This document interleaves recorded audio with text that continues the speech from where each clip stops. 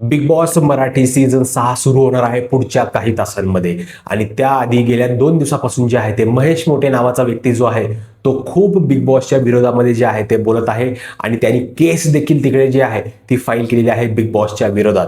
मित्रांनो, संपूर्ण प्रकरण आपण आजच्या व्हिडिओमध्ये जाणून घेणार आहोत.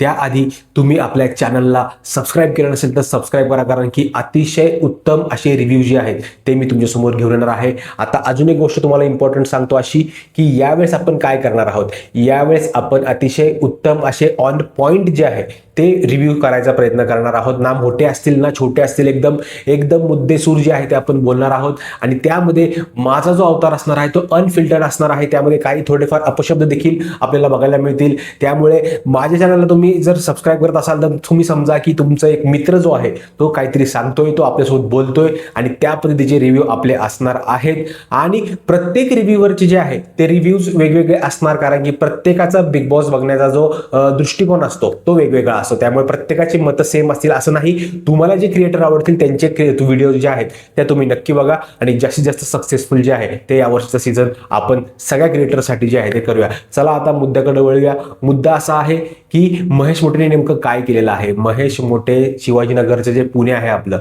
तिथे जाऊन त्यांनी केस केलेली आहे बिग बॉसवर की बाबा ह्यांनी मला तिकडे बोलवलं इंटरव्ह्यूसाठी. त्यानंतर केतन सरांचं नाव घेतलं, अजून काही 1-2 जणांची नावं जी आहेत ते तिकडे त्यांनी पूर्णपणे रिव्हील करायचा प्रयत्न केला. आणि तिथे अशी गोष्ट झालेली आहे की माझे पैसे देत नाहीयेत हे बिग बॉसचे मेकर्स, माझा टाइम वाया घालवला, मी एवढा जो प्रवास केला ह्यांच्यामुळे मी काही ब्रँड डील नाही केल्या, स्पॉन्सरशिप नाही केल्या, या संपूर्ण गोष्टीचं मला भरपाई पाहिजे. तुम्ही जर भरपाई दिली नाही मला तर तुमचा संपूर्ण बिग बॉसचा शोच बंद पाडून टाकेल. आता पुण्यामध्ये आहेत महेश मोठे, ते काहीतरी आपलं केस वगैरे करतायत. पण त्यानंतर आता ते म्हणतायत की आपण जाणार आहोत बिग बॉसच्या सेटवर आणि बिग बॉसच्या सेटवर जाऊन एकदम धिंगाणा घालणार, तिकडे फुल आंदोलन करणार आहोत आपण.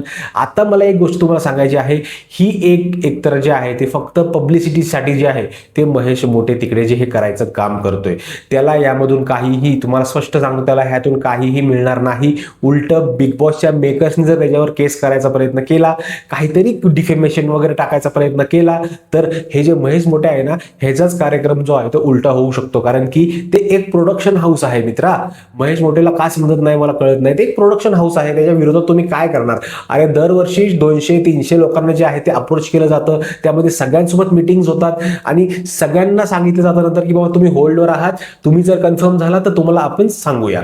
तर अशा पद्धतीच्या गोष्टी असतात. तिकडे महेश मोठे फक्त पब्लिसिटीसाठी असं करतोय असं पर्सनली माझं मत आहे. किंवा मग एक दुसरी अजून एक गोष्ट आहे की मार्केटिंग असेल बिग बॉसची, कारण की आता वेगवेगळ्या प्रकारचे क्रिकेट वगैरे चालू आहे, इलेक्शन चालू आहे, या संपूर्ण गोष्टीमध्ये लोक अडकलेले आहेत. तर लोकांचं जे मन आहे ते बिग बॉसकडे वळवण्यात यावं, या पद्धतीचा देखील हा एक जो आहे तो गेम असू शकतो.